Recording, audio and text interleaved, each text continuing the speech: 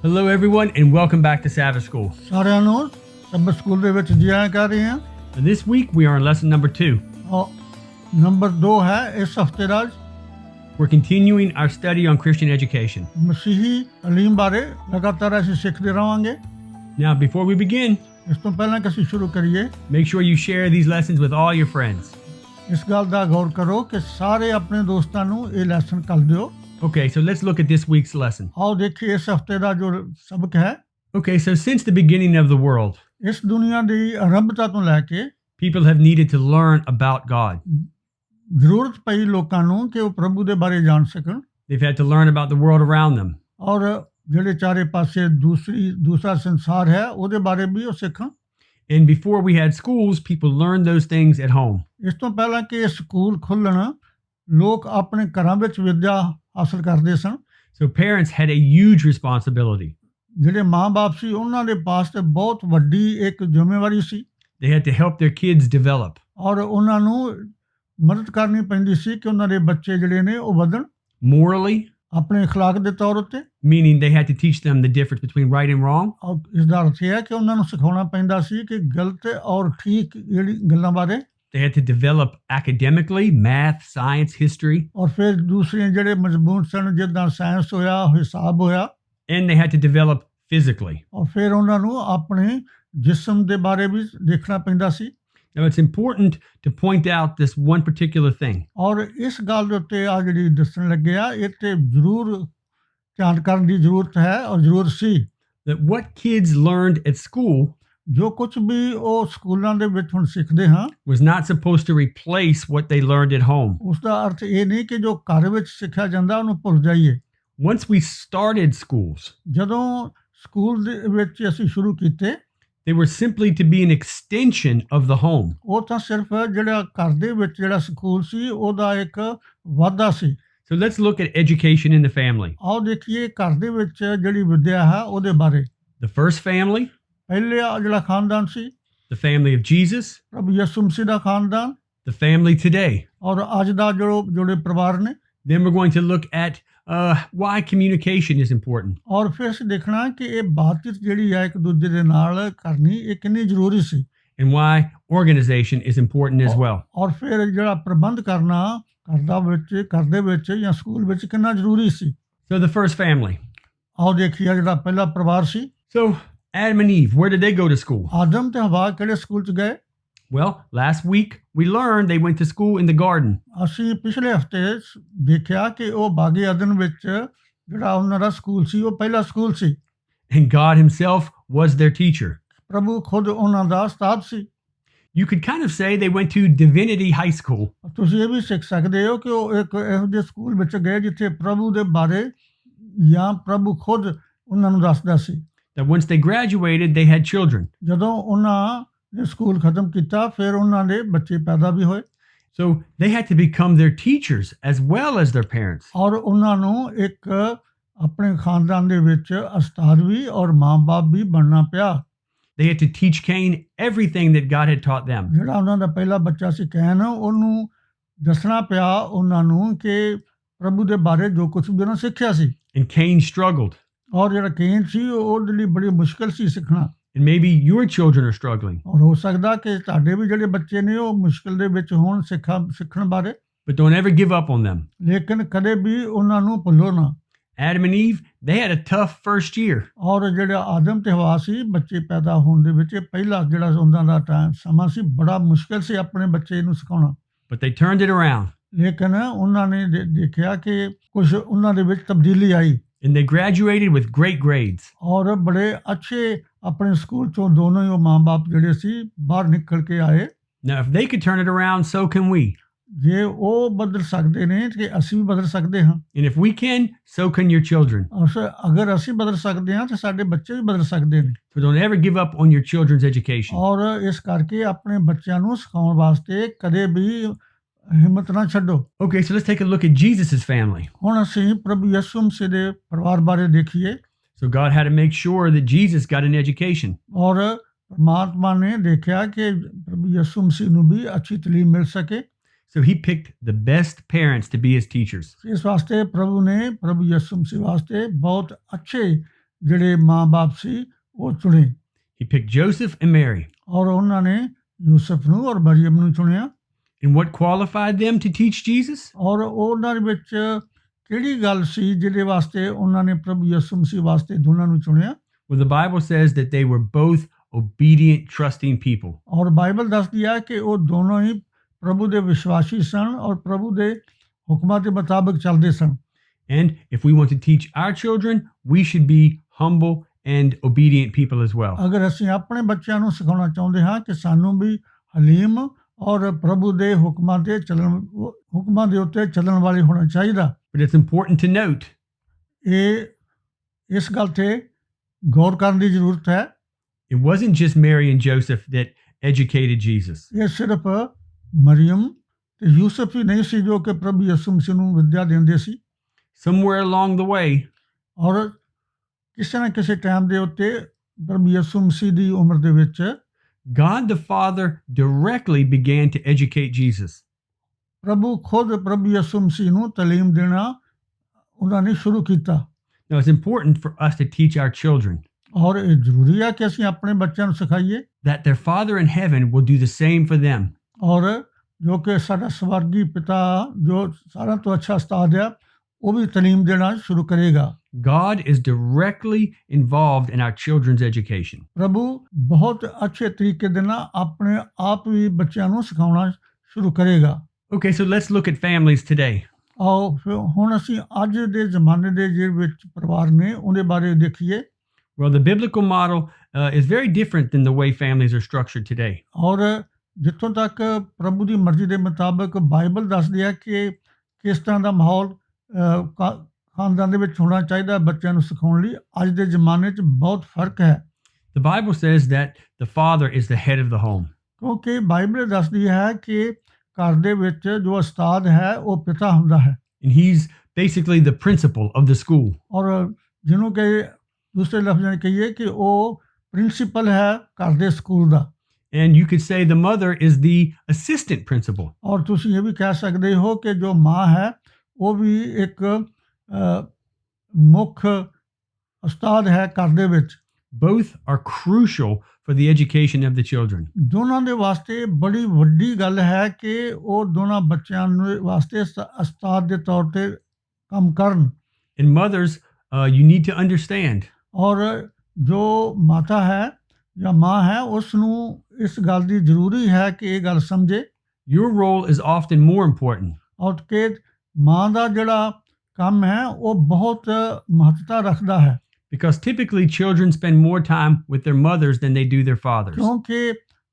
ਬੱਚੇ ਜਿਹੜੇ ਨੇ ਬਹੁਤਾ ਸਮਾਂ ਮਾਤਾ ਦੇ ਨਾਲ ਗੁਜ਼ਾਰਦੇ ਨੇ So you are a crucial part of your children's education. ਇਸ ਕਰਕੇ ਜੋ ਮਾਵਾਂ ਨੇ ਉਹਨਾਂ ਦਾ ਬਹੁਤ ਹੀ ਵੱਡਾ ਦੇਣ ਹੈ ਬੱਚਿਆਂ ਦੀ ਤਾਲੀਮ ਵਿੱਚ ਘਰ ਦੇ ਵਿੱਚ But both parents have to work together. ਲੇਕਿਨ ਦੋਵੇਂ ਮਾਤਾ ਪਿਤਾ ਨੂੰ ਇਕੱਠਿਆਂ ਹੀ ਇੱਕ ਦੂਸਰੇ ਦੇ ਨਾਲ ਮਿਲ ਵਰਤਣ ਦੇ ਨਾਲ ਤਾਲੀਮ ਦੇਣੀ ਚਾਹੀਦੀ ਹੈ ਬੱਚਿਆਂ ਨੂੰ And together they have to teach their children to love and trust God. ਔਰ ਦੋਨਾਂ ਨੂੰ ਇਹ ਸਿਖਾਉਣਾ ਪਏਗਾ ਕਿ ਕਿਸ ਤਰੀਕੇ ਨਾਲ ਉਹ ਪ੍ਰਭੂ ਦੇ ਉੱਤੇ ਵਿਸ਼ਵਾਸ ਕਰਨ ਔਰ ਉਹਦੇ ਹੁਕਮਾਂ ਤੇ ਚੱਲਣ But remember this as well. ਔਰ ਇਸ ਗੱਲ ਤੇ ਵੀ ਧਿਆਨ ਦਿਓ Even though our children will be responsible for themselves when they grow up, ਭਾਵੇਂ ਜਦੋਂ ਬੱਚੇ ਸਿਆਣੇ ਹੋ ਜਾਂਦੇ ਨੇ ਵੱਡੇ ਹੋ ਜਾਂਦੇ ਨੇ ਉਹ ਆਪਣੇ ਕੰਮਾਂ ਦੇ ਜਾਂ ਜੋ ਕੁਝ ਵੀ ਕਰਦੇ ਆ ਉਹ ਉਹਨਾਂ ਦੇ ਦੇਣਦਾਰ ਨੇ it's often how they are educated when they're young that determines how they grow up. ਇਹ ਇਸੇ ਗੱਲ ਤੇ ਨਿਰਭਰ ਹੁੰਦਾ ਹੈ ਕਿ ਕਿਦਾਂ ਛੋਟੀ ਉਮਰ ਦੇ ਵਿੱਚ ਉਹਨਾਂ ਨੂੰ ਕਿਸ ਤਰ੍ਹਾਂ ਤਾਲੀਮ ਦਿੱਤੀ ਗਈ ਹੈ ਤਾਂ ਕਿ ਉਹ ਵੱਡੀ ਉਮਰ ਦੇ ਵਿੱਚ ਵੀ ਉਸੇ ਤੇ ਕਾਇਮ ਰਹਿਣ So communication. ਹੁਣ ਦੇਖਦੇ ਹਾਂ ਕਿ ਬਾਤਚੀਤ ਜਿਹੜੀ ਹੈ ਸਕੂਲ ਦੇ ਵਿੱਚ ਵਾਰਤਾਲਾਪ ਕਿੱਦਾਂ ਹੁੰਦੀ ਹੈ At the center of all education is communication. ਸਭ ਤੋਂ ਸਾਰੀ ਸਕੂਲਾਂ ਦੇ ਵਿੱਚ ਜਾਂ ਘਰ ਦੇ ਵਿੱਚ ਜਿਹੜੀ ਮਹੱਤਤਾ ਰੱਖਦੀ ਹੈ ਕਿ ਉਹ ਬੱਚਿਆਂ ਦੇ ਨਾਲ ਗੱਲਬਾਤ ਕਿੱਦਾਂ ਹੁੰਦੀ ਹੈ Think about it. ਇਸ ਤੇ ਵਿਚਾਰ ਕਰੋ Teachers are people who possess knowledge. ਜਿਹੜੇ ਉਸਤਾਦ ਹੁੰਦੇ ਨੇ ਉਹਨਾਂ ਦੇ ਕੋਲ ਇਲਮ ਹੁੰਦਾ ਹੈ They have knowledge about the subjects that Or- they teach. ਜਿਹੜਾ ਵੀ ਉਹਨਾਂ ਮਜ਼ਮੂਨ ਪੜਾਉਣਾ ਹੁੰਦਾ ਹੈ ਉਹਦੇ ਬਾਰੇ ਉਹਨਾਂ ਨੂੰ ਨਾਲੇਜ ਹੁੰਦਾ ਹੈ ਗਿਆਨ ਹੁੰਦਾ ਹੈ They know about math and science. ਔਰ ਉਹਨਾਂ ਨੂੰ ਪਤਾ ਹੈ ਕਿ ਗਣਿਤ ਦੀ ਔਰ ਸਾਇੰਸ ਦੀ ਜਾਂ ਵਿਗਿਆਨ ਦੀ ਕਿਸ ਤਰ੍ਹਾਂ ਦਾ ਸਿਖਾਉਣਾ ਹੈ ਕਿਉਂਕਿ ਉਹਨਾਂ ਦੇ ਪਾਸ ਨੌਲੇਜ ਹੈ ਜਾਂ ਵਿਦਿਆ ਹੈ ਉਹਨਾਂ ਪਾਸ। But simply knowing or possessing this knowledge does not do the children any good. ਲੇਕਿਨ ਇਹ ਇੰਨਾ ਹੀ ਕਾਫੀ ਨਹੀਂ ਕਿ ਜਿਹੜੇ ਉਸਤਾਦ ਆ ਉਹਨਾਂ ਨੂੰ ਇਲਮ ਹੋਵੇ ਉਹਨਾਂ ਮਜ਼ਮੂਨਾਂ ਦਾ। The teachers have to be able to communicate that knowledge. ਉਹ ਇਸ ਲਾਇਕ ਹੋਣੇ ਚਾਹੀਦੇ ਆ ਕਿ ਜਿਹੜੇ ਸਟੂਡੈਂਟ ਆ ਜਾਂ ਵਿਦਿਆਰਥੀ ਆ ਉਹਨਾਂ ਨੂੰ ਵੀ ਅੱਛੇ ਤਰੀਕੇ ਨਾਲ ਗੱਲਬਾਤ ਦੇ ਕਰਨ ਦੇ ਨਾਲ ਸਮਝਾ ਸਕਣ। So teachers have to really learn how to speak properly. ਔਰ ਇਸ ਕਰਕੇ ਜਿਹੜੇ ਉਸਤਾਦ ਆ ਉਹਨਾਂ ਨੂੰ ਇਸ ਸਿੱਖਣਾ ਚਾਹੀਦਾ ਹੈ ਔਰ ਇਸ ਯੋਗ ਹੋਣੇ ਚਾਹੀਦੇ ਨੇ ਕਿ ਉਹ ਅੱਛੇ ਤਰੀਕੇ ਦੇ ਨਾਲ ਉਹਨਾਂ ਨੂੰ ਸਮਝਾ ਸਕਣ। They have to use the right words. ਔਰ ਜਿਹੜੇ ਉਹ ਸ਼ਬਦ ਜਿਹੜੇ ਉਹਨਾਂ ਦੇ ਮੂੰਹ ਤੋਂ ਨਿਕਲਦੇ ਆ ਦੱਸਣ ਵਾਸਤੇ ਉਹ ਆਸਾਨ ਹੋਣੇ ਚਾਹੀਦੇ ਆ। But they also have to choose the right tone of voice. ਔਰ ਫਿਰ ਕਿਸ ਆਵਾਜ਼ ਦੇ ਨਾਲ ਉਹ ਉਹਨਾਂ ਦੇ ਨਾਲ ਕੀ ਉਹ ਪਿਆਰ ਭਰੀ ਆਵਾਜ਼ ਆ ਇਸ ਤਰੀਕੇ ਦੇ ਨਾਲ ਵੀ ਉਹਨਾਂ ਨੂੰ ਸਿੱਖਣਾ ਚਾਹੀਦਾ ਹੈ ਤਾਂ ਕਿ ਬੱਚਿਆਂ ਨੂੰ ਸਿਖਾ ਸਕਣ। But it's also important for teachers to communicate something other than just math or science. ਔਰ ਉਹਨਾਂ ਨੂੰ ਜਿਹੜੇ ਉਸਤਾਦ ਨੇ ਉਹਨਾਂ ਨੂੰ ਸਿਰਫ ਹੀ ਗਿਣਤੀ ਦੀ ਵਿੱਦਿਆ ਜਾਂ ਸਾਇੰਸ ਵਿਗਿਆਨ ਦੀ ਵਿੱਦਿਆ ਨਹੀਂ ਦੇਣੀ ਚਾਹੀਦੀ, ਉਹ ਦੂਸਰੇ ਵੀ ਕਈ ਸਬਜੈਕਟ ਆ ਜਿਹੜੇ ਸਿਖਾਉਣੇ ਚਾਹੀਦੇ ਨੇ। Teachers have to communicate care. ਔਰ ਉਹਨਾਂ ਨੂੰ ਇਹ ਵੀ ਦੇਖਣੀ ਚਾਹੀਦੀ ਹੈ ਕਿ ਉਹਨਾਂ ਬੱਚਿਆਂ ਨੇ ਕਿੱਦਾਂ ਆਪਣੇ ਆਪ ਦੀ ਹਿਫਾਜ਼ਤ ਰੱਖਣੀ ਹੈ। They have to communicate understanding and sympathy. ਔਰ ਉਹਨਾਂ ਨੂੰ ਇਹ ਵੀ ਸਿਖਾਉਣਾ ਚਾਹੀਦਾ ਹੈ ਕਿ ਕਿਸ ਤਰ੍ਹਾਂ ਇੱਕ ਦੂਸਰੇ ਦੀ ਮਦਦ ਕਰਨੀ ਜਾਂ ਇੱਕ ਦੂਸਰੇ ਦਾ ਖਿਆਲ ਕਰਨਾ ਹੈ। Now with adults, we don't really care that much about that when we go to school. ਔਰ ਜਦੋਂ ਅਸੀਂ ਸਿਆਣੇ ਹੋ ਜਾਂਦੇ ਹਾਂ ਸਾਨੂੰ ਕਈ ਇਹਨਾਂ ਗੱਲਾਂ ਦੀ ਬਹੁਤੀ ਪਰਵਾਹ ਨਹੀਂ ਕਰਦੇ ਜਦੋਂ ਅਸੀਂ ਵੱਡੀ ਸਿੱਖਿਆ ਲੈਣ ਵਾਸਤੇ ਬਾਹਰ ਜਾਂਦੇ ਹਾਂ। Typically, adults just want the information. ਕਿਉਂਕਿ ਜਿਹੜੇ ਵੱਡੇ ਸਿਆਣੇ ਹੋ ਜਾਂਦੇ ਨੇ ਉਹ ਤਾਂ ਸਿਰਫ ਜਿਹੜੀ ਗਿਆਨ ਜਿਹੜਾ ਹੈ ਇਨਫੋਰਮੇਸ਼ਨ ਜਿਹੜੀ ਆ ਸੂਚਨਾ ਜਿਹੜੀ ਉਹ ਹੀ ਪ੍ਰਾਪਤ ਕਰਨਾ ਚਾਹੁੰਦੇ ਆ। But when you are teaching children, ਲੇਕਿਨ ਜਦੋਂ ਤੁਸੀਂ ਬੱਚਿਆਂ ਨੂੰ ਛੋਟੇ ਬੱਚਿਆਂ ਨੂੰ ਸਿਖਾਉਂਦੇ ਹੋ they are very emotionally sensitive. ਔਰ ਉਹ ਤਾਂ ਬਹੁਤ ਹੀ ਉਹ ਬਹੁਤ ਜਲਦੀ ਉਹਨਾਂ ਦੇ ਦਿਮਾਗ ਦੇ ਉੱਤੇ ਅਸਰ ਹੁੰਦਾ ਹੈ। Children have a very hard time learning unless they believe the teacher cares for them. ਬੱਚੇ ਜਿਹੜੇ ਨੇ ਉਹਨਾਂ ਦੇ ਵਾਸਤੇ ਉਸਤਾਦ ਕੋਲੋਂ ਬੜਾ ਮੁਸ਼ਕਲ ਹੋ ਜਾਂਦਾ ਹੈ ਸਿੱਖਣਾ ਜਦ ਤੱਕ ਉਹਨਾਂ ਦੇ ਦਿਲ ਵਿੱਚ ਇਹ ਨਹੀਂ ਕਿ ਜੋ ਸਾਨੂੰ ਉਸਤਾਦ ਦੱਸ ਰਹੇ ਨੇ ਉਹ ਸਾਨੂੰ ਪਿਆਰ ਕਰਦੇ ਨੇ। So make sure that you take the time to communicate care. ਔਰ ਇਸ ਕਰਕੇ ਇਸ ਗੱਲ ਦਾ ਧਿਆਨ ਰੱਖੋ ਕਿ ਤੁਸੀਂ ਜਦੋਂ ਆਪਣੇ ਬੱਚਿਆਂ ਨੂੰ ਦੱਸਦੇ ਹੋ ਕਿ ਬੱਚੇ ਇਹ ਜਾਣ ਸਕਣ ਕਿ ਤੁਸੀਂ ਉਹਨਾਂ ਨੂੰ ਪਿਆਰ ਕਰਦੇ, ਤੁਸੀਂ ਉਹਨਾਂ ਦੀ ਹਿਫਾਜ਼ਤ ਕਰਦੇ ਹੋ। Now, organization. ਫਿਰ ਅਸੀਂ ਦੇਖਦੇ ਹਾਂ ਕਿ ਪ੍ਰਬੰਧ ਸਕੂਲ ਦੇ ਵਿੱਚ ਕਿੱਦਾਂ ਦਾ ਹੋਣਾ ਚਾਹੀਦਾ। This is a very busy world. ਇਹ ਦੁਨੀਆ ਜਿਹੜੀ ਹੈ ਅੱਜ ਦੀ ਇਹ ਤਾਂ ਬੜੀ ਮਸ਼ਗੂਲ ਹੈ, ਬਹੁਤ ਹੀ ਇਹਦੇ ਪਾਸ ਸਮਾਂ ਨਹੀਂ ਹੈ। It's very important for teachers or parents to organize their time. ਇਸ ਕਰਕੇ ਬਹੁਤ ਜ਼ਰੂਰੀ ਹੈ ਕਿ ਮਾਂ-ਬਾਪ ਨੂੰ ਔਰ ਜਿਹੜੇ ਉਸਤਾਦ ਨੇ ਉਹ ਆਪਣਾ ਸਮੇਂ ਨੂੰ ਇਸ ਤਰੀਕੇ ਨਾਲ ਉਸ ਦਾ ਪ੍ਰਬੰਧ ਕਰਨ। First, parents need to make time for themselves with God. ਔਰ ਸਭ ਤੋਂ ਪਹਿਲਾਂ ਜਿਹੜੇ ਮਾਂ-ਬਾਪ ਆ ਜਾਂ ਉਸਤਾਦ ਆ ਉਹਨਾਂ ਨੂੰ ਸਮਾਂ ਕੱਢਣਾ ਚਾਹੀਦਾ ਹੈ ਕਿ ਪ੍ਰਭੂ ਦੇ ਪਾਸ ਉਹ ਜਾਣ। That way God can communicate to them the daily lesson plan. ਇਸ ਕਰਕੇ ਪ੍ਰਭੂ ਫਿਰ ਉਹਨਾਂ ਦੀ ਮਦਦ ਕਰ ਸਕਦਾ ਹੈ ਕਿ ਸਾਰਾ ਦਿਨ ਜੋ ਕੁਝ ਵੀ ਉਹਨਾਂ ਸਿਖਾਉਣਾ ਹੈ ਉਹਦੇ ਵਿੱਚ। It's almost like an early morning staff meeting. ਔਰ ਇਹ ਬਿਲਕੁਲ ਉਸ ਤਰ੍ਹਾਂ ਹੀ ਹੈ ਕਿ ਜਦੋਂ ਉਸਤਾਦ ਜਿਹੜੇ ਨੇ ਸਕੂਲ ਦੇ ਲੈਸਨ ਸ਼ੁਰੂ ਹੋਣ ਤੋਂ ਪਹਿਲਾਂ ਸਾਰੇ ਟੀਚਰ ਇਕੱਠੇ ਹੋ ਕੇ ਤੇ ਸਾਰੇ ਦਿਨ ਦਾ ਪ੍ਰੋਗਰਾਮ ਤੇ ਉਹ ਨਜ਼ਰ ਮਾਰਦੇ ਨੇ।